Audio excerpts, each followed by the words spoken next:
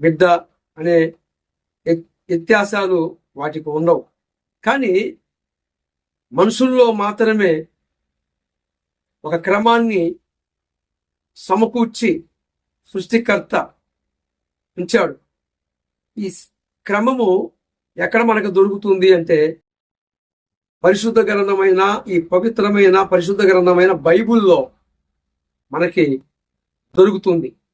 కానీ దేవుడు ఒకగాని ఒక ఘట్టములో చూసి చూనట్లుగా ఉన్నాడని పరిశుద్ధ గ్రంథము మనకు సాక్ష్యం ఇచ్చింది.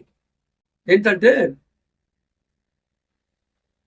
ఆ కాలమున అనగా ఆ అజ్ఞాన కాలమున దేవుడు చూసి చూనట్లుగా ఉన్నాడు. గాని ఇప్పుడైతే అందరూ మారు మనసు పొంది రక్షణ పొందాలి అని ఆజ్ఞ దేవుని నుంచే బయలుదేరిందట.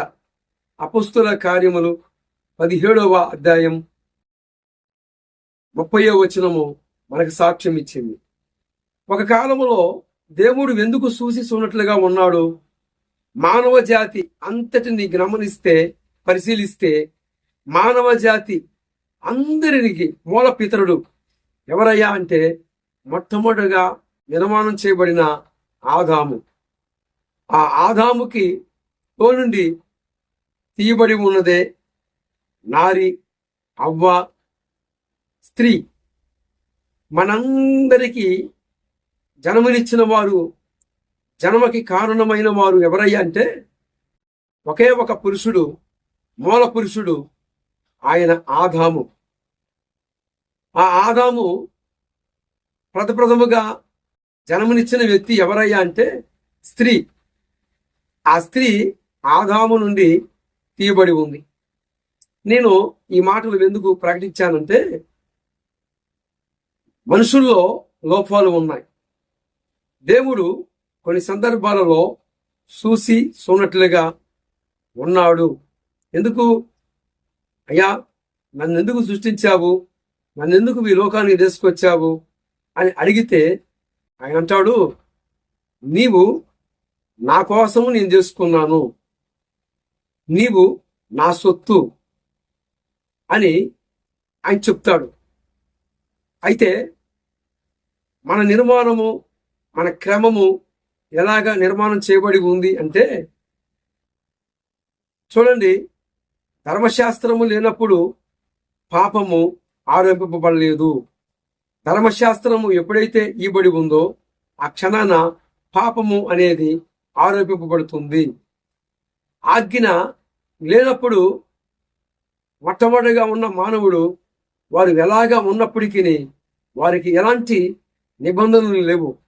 ఎప్పుడైతే ఆజ్ఞ బయలుదేరిందో ఆ ఆజ్ఞ ప్రకారముగా ఇక ధర్మశాస్త్రము ప్రవేశపెట్టబడింది. ధర్మశాస్త్రం ఎప్పుడైతే అనుగ్రహింపబడిందో అటు తర్వాత చిన్నదైనా పెద్దదైనా అది ఏదైనా అది పాపముగా ఎంచబడి ఉంది. నేను ఈ మాటలు ఎందుకు చెప్పాను అంటే మనం చూస్తే ఈ డిస్కీ బాబా పరిశుద్ధ గ్రంథమైన బైబిల్ని నోటికొచ్చినట్లుగా ప్రలోభాలు పలికాడు.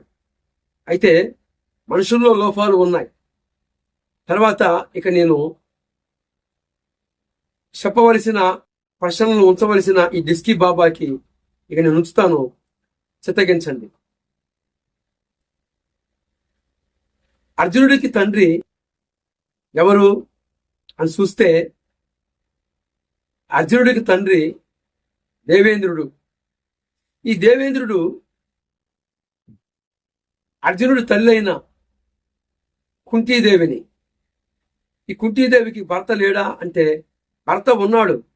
కానీ ఈ భర్త సప్తబద్ధమైన